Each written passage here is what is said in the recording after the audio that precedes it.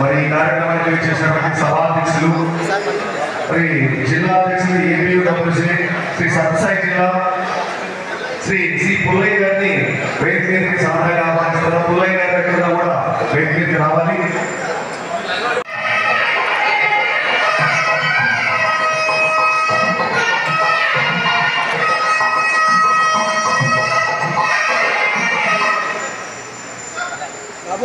కిందికి రా సరే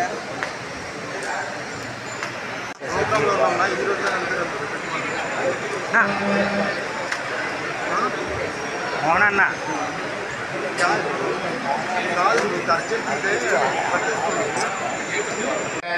అవసరమైతే ఉంది.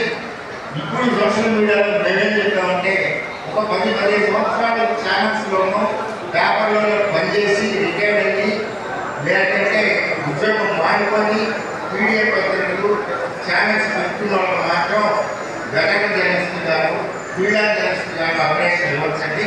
అది ఇస్తూ మీలో అందరికీ ఉంది. దానికోసం ఆపత్తి చెప్తాం.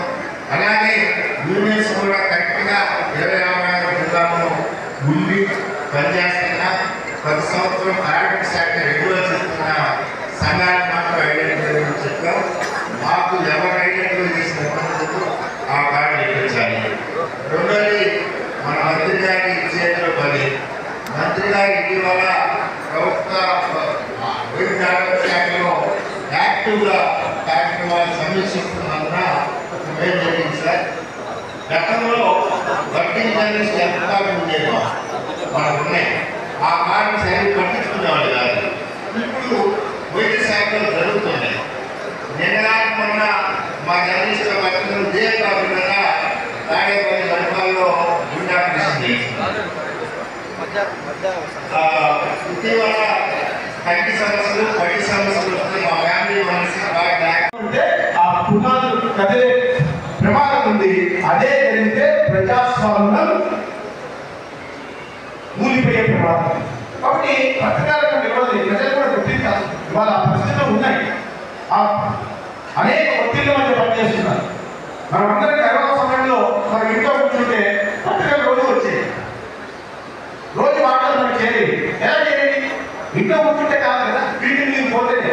అది ఆనాడు ఆ వాటికి ఫీల్డ్ మీదకి వెళ్ళి తమ ప్రాణాలని కూడా లెక్క చేయకుండా మనకి వార్తలు అందించగలిగితే తమ బాధ్యతలు నిర్వహించడంలో చేస్తున్నారు. కానీ కొన్ని చోట్ల మనం కూడా ఒకసారి పత్రికలు కూడా ఆత్మవిమర్శ చేసుకున్నారు కాబట్టి సోమశేఖర్ గారు ఆ మాట అన్నారని నేను భావిస్తున్నాను. ఏదైనప్పటికీ కూడా అనేక కొన్ని వార్తలు ఎలా ఉంటాయంటే ఎలా కష్టం చేసి పెడతారంటే నేను పత్రికల పేరు తీసుకోదలుచుకోవాలి.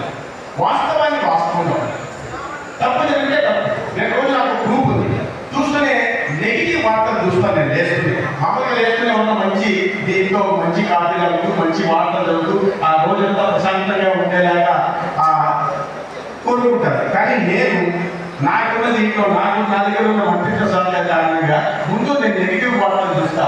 అనంతపురంలో ఆసుపత్రికి అనారోగ్యం మంచిది, వెంటనే సూపరింటెండెంట్ పంపిస్తా. ఇంకో చోట ఈ ప్రభుత్వ వైద్యశాల సృష్టి చేసింది మంచిది, తీసి పంపిస్తా.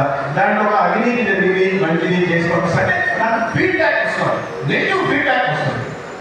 ఎక్కడెక్కడ ఏ తప్పులు జరుగుతున్నాయి, ఎక్కడెక్కడ హాస్పిటల్ అవినీతి జరుగుతుంది, ఎక్కడెక్కడ శానిటేషన్ సరిగ్గా లేదు, పరిశుభ్రత సరిగ్గా లేదు, ఎక్కడెక్కడ మందుల కొరత ఉంది, ఎక్కడెక్కడ డాక్టర్ల నిర్లక్ష్యం వహిస్తున్నారా, ఓపీ సేవలు లేక అందుతున్నాయా, వీటిని తెలుసుకోవడం వల్ల వాటిని కరెక్ట్ మెజర్స్ తీసుకొని సంబంధిత అధికారులు ఒక రోజులో మార్చలేదు, ఒక నెలలో మార్చలేదు, ఒక సంవత్సరంలో మార్చలేదు. వాళ్ళ ఆర్థిక పరిస్థితి చూస్తే అయినప్పటికీ కూడా ఫైనాన్షియల్ ఇంప్లికేషన్స్ లేని విషయాలు గుర్తించి వెంటనే వాటిని మాట్లాడడం, సంబంధిత అధికారుల దగ్గర నుంచి కింది దాకా చెప్పడం, వాటిని కరెక్ట్ చేసి నెక్స్ట్ డే రిపోర్ట్ ఇచ్చేలా చూస్తున్నాం. ఎందుకు కొంత మార్పు తీసుకొచ్చే ప్రయత్నం చేస్తున్నాం.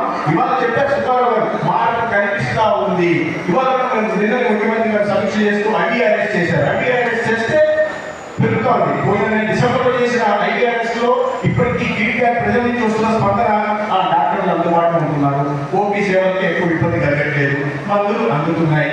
ఇవన్నీ అంటే పాజిటివ్ వస్తా ఉంది. ఎందుకంటే ఈ ఫీడ్బ్యాక్ ఏదైతే మీడియా నుంచి వస్తుందో దానిని తీసుకోవడం వల్ల, దాన్ని బాధ్యతగా తీసుకోవడం వల్ల, అంటే నేను నెగిటివ్ న్యూస్ రాస్తున్నారు కదా అని తప్పు పడకుండా దాన్ని కరెక్టివ్ మెజర్స్ తీసుకునే అవకాశం మాకు కలిగించినందుకు, పరిస్థితుల్లో క్రమేణీ మార్పు తీసుకొచ్చే అవకాశం కూడా ఇచ్చేందుకు నేను మీడియా మిత్రులందరికీ కూడా ప్రత్యేకంగా ధన్యవాదాలు తెలియజేస్తూ, రెండవ విషయం ఏమైనా పాజిటివ్ స్టోరీ వచ్చినప్పుడు దాన్ని కూడా ప్రముఖంగా ప్రస్తావించాలి కాదు.